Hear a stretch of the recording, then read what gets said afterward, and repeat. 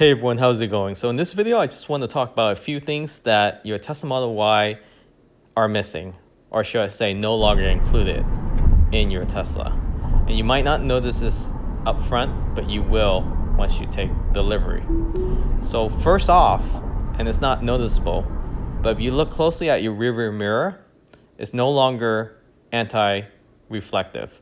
So if you drive often at night, this may impact you most, because headlights will now no longer be dimmed down, or somebody high beam you, it will hit you directly. Or even in daylight, if the sun hit that mirror at a certain angle, you will notice it as well. If you look at previous Tesla, here's a Tesla Model 3, there's a green haze, and it shows up on photo more than if you looking at it with your naked eye. This reflects lights really well. And second, I think this is the most critical one of all, is a HomeLink. So your Tesla Model Y no longer comes with HomeLink. It's actually not even an option to get it pre-order before you take delivery. So this allows you to open gates, garage, and close them as well. And if you have summon, it will work in conjunction. So the only way to get this, I believe, is to get full self-driving, or you will have to take the vehicle in and pay a few $100s to get it installed. And it takes a day or two for them to remove the bumper and install all the sensor. So I don't know why they removed that as standard, but it's unfortunate. And third, we want to talk about charging. So normal people don't have supercharger near their home, or you shouldn't be supercharging your vehicle often unless you're on a road trip. So you would rely on level 2 charging. So level 2 charging usually requires an outlet, a NEMA 1450 outlet, typically in a home, where you plug in your charging cable. Tesla no longer provide this adapter. You will actually have to purchase this on your own, or else you will have to charge under 110, which is a couple miles of range per hour.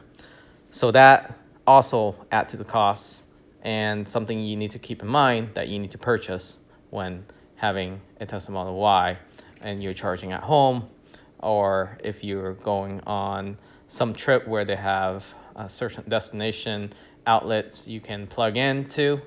You want to make sure you have that adapter, because the vehicle does not come with that, and you want to make sure to purchase that prior to any long road trip, just in case if you need it.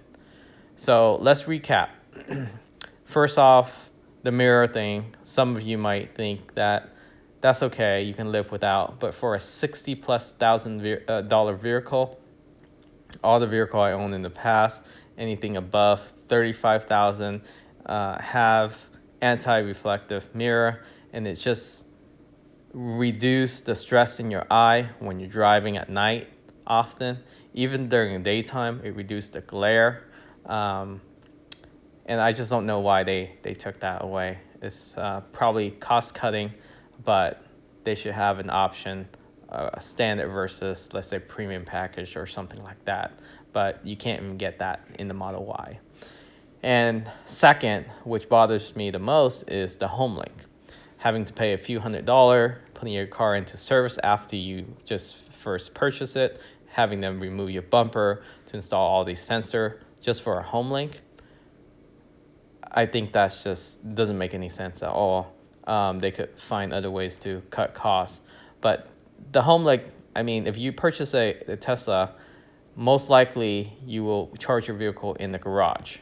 So for them to say it's not a useful function, or people don't often use it, yes, you can use your garage remote control and stick it in your visor, but that's honestly, it's not a clean look, and it's pretty much old school. You constantly have to change your battery every year or so, and having that HomeLink, when you're driving up to the garage or gate, automatically opens for you without you pushing any button, so you can set that up and automatically closing, is such a nice feature that I think even for a few $100s, it's definitely worth it. So unfortunately, Tesla took that away, and that's something you won't even see on your phone app. So you actually can open your garage or gate and close them with your phone app if you have that HomeLink.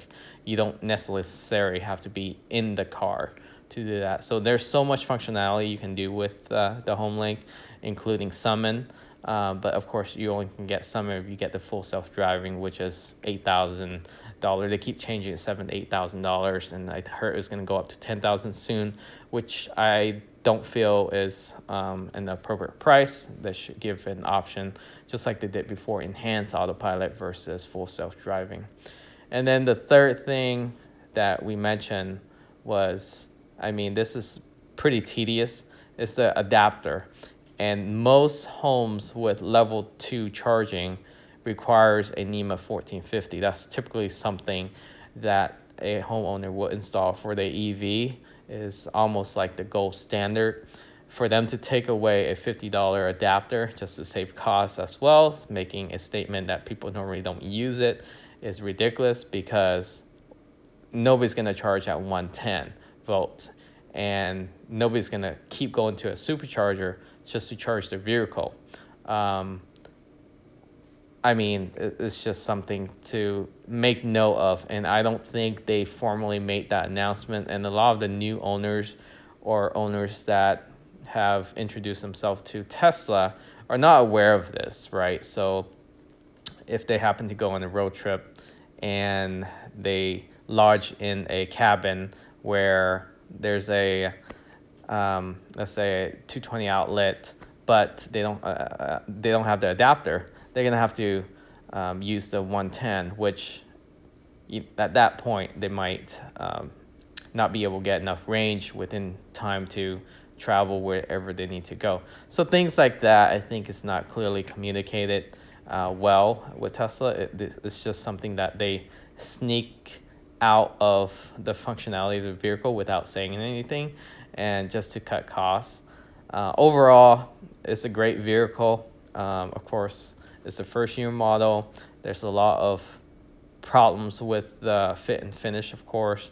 And another thing I didn't mention is that the front of the Model 3 no longer come with grocery bag hooks. And also the front is very thin.